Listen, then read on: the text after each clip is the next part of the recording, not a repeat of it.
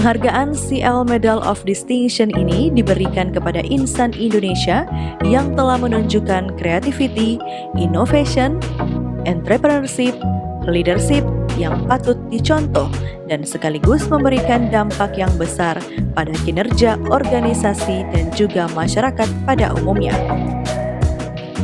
Keberhasilan Gubernur Oli Dondo Kambe di sektor pariwisata juga berdampak kepada sektor perdagangan seperti ekspor tuna ke Jepang dan produk perikanan ke mancanegara dan mendorong investasi di KEK Pariwisata Likupang.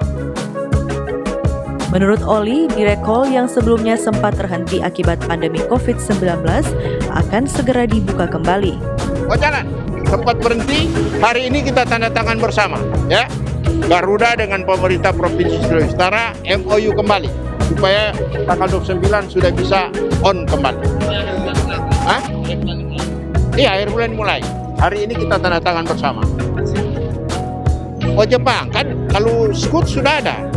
Scoot itu kemana-mana dia angkat dari sini ke Singapura, dari Singapura kemana-mana itu ke Amerika kemana.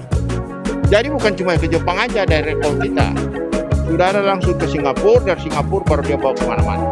Scoot itu 1 minggu 2 kali. Ya. Berbagai program pun telah direncanakan Gubernur Oli Dondo Kambe demi mempromosikan Sulawesi Utara di dunia internasional. Lambat sedikit tapi tetap program kita jalan. Sekarang banyak investor datang ke Sulawesi Utara, dia lihat laut Sulawesi Utara dengan baik. Nanti tahun depan rencana pemerintah provinsi akan bikin kejuaraan memancing dunia, ya.